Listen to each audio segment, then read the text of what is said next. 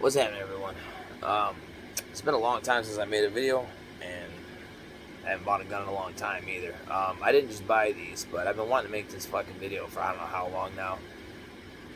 Okay, just make sure I know where to look. I've been wanting to make a video on these for a long time. I have two Berettas.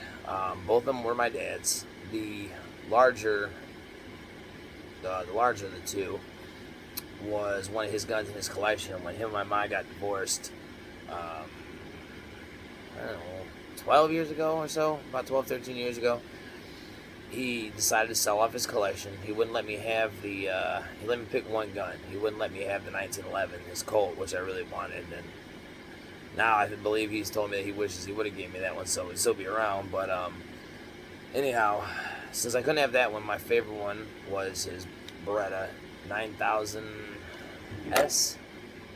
Yeah, 9000S.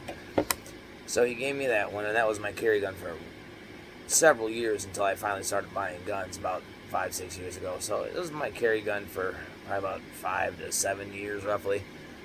So the other one is a 22, and it's just called the Model 21A. I don't know if it has another name like the Bobcat or the Tomcat or whatever.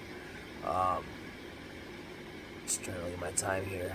I didn't realize I had almost a fucking hour of space. That's crazy. I usually never have anywhere near that. So anyways, he sold this to my aunt a long time ago, and it was a carry gun of his for a long time. He actually carried this one quite often. This one and his 637-2 Smith & Wesson that he still has. So anyways, when my aunt moved in with my grandparents,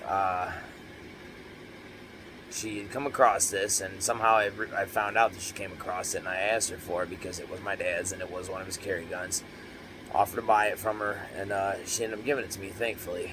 But I'm just going to do a quick video on these two guns real fast. So this is the 9000 FS.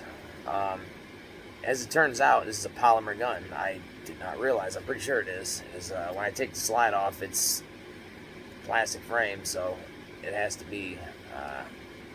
It's a nice gun. It's always been pretty reliable. It does jam up from time to time. It has. Depends on the kind of ammo you put in it. But, let me think here. It's a 40. It holds 10 plus 1. One thing I like about this over the modern polymer guns is that it has a single action and a double action trigger. Jack! Yo! Hold on. She drinks too fast and she throws up. A lot. I like it because it's got the external hammer and a safety as well. So you can do a few different things. Here's the magazine. I wanted to show this too. You see how this magazine? That's how I saw it for a long time. I didn't realize for several years that it actually pops down and gives you room for your pinky, which is nice to have because my finger didn't really fit all that great otherwise. The other magazine that comes with it is just a standard. It doesn't, it just is flush with the bottom of the grip here. But you could have a round chambered, have the hammer down, safety off or on, because it's a thumb safety. So as you pull it out, you just turn off with your thumb, and then you can squeeze the trigger all the way through. Take this sucker out.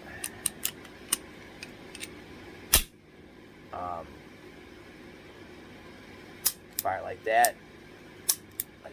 You got the double action pull, so that way after your first round, then it'll be single action after that. But I kind of like the hammer safety and the dual trigger on it too. It's something I like about guns. I like my my SIG 320 a lot, but it did not have a safety and didn't have an external hammer. So, but I like the gun a lot. I'm not knocking it, but it's just little features, little things like that. I just really like. Easy to break apart. Just little tab on the side. Probably can't see it because of the fucking sunlight right there. Push it in. Turn this thing on the side. You turn this little piece down. Comes apart. Plastic frame. Nice heavy slide to it. And take the barrel off as well.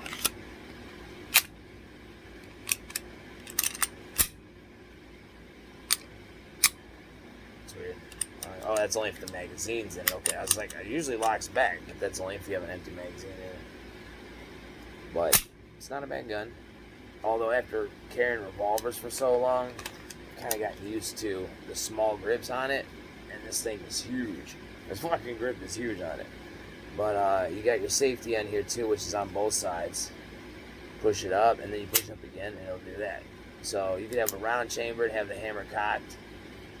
Although I wouldn't trust just the safety, because that could easily get bumped in the opposition. But, you know, you got to give it a little bit of pressure. But it's not bad. So all you got to do is turn the safety off and just pull the trigger. And then after that, you know, be single action from then on. And this is the other one. I don't know. There's the Bobcat and the Tomcat.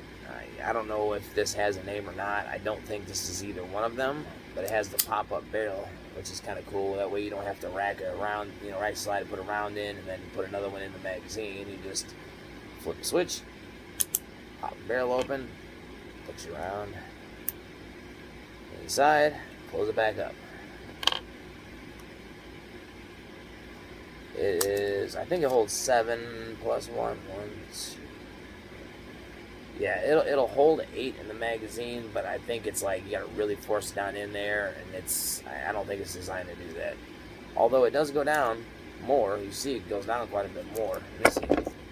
I think what happens is you have to like shove the magazine up in there though. Like, yeah. Oh yeah, see it popped the fucking frame off. Yeah, so no. 7 rounds. And it fell out. Son of a bitch. Taken this apart before, but I don't remember how to fucking do it. Son of a bitch. I hope I didn't just break my fucking gun. Huh. Having a learning experience right here during my video. Motherfucker. I don't remember how to put it back down in there though, because there's no button I could think of. You gotta.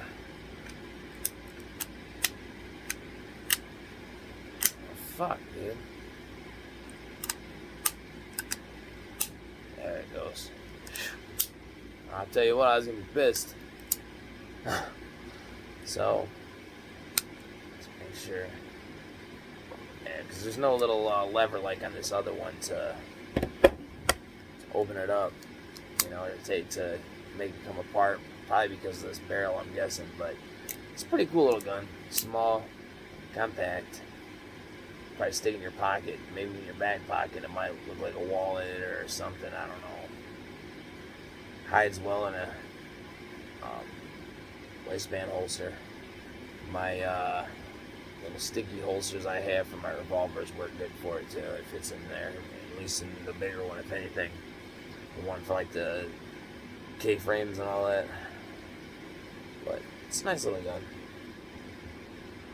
It's not bad. Not bad. I don't usually carry it because it was my dad's. It's got plastic grips on it. Just black plastic grips on it. But it's cool.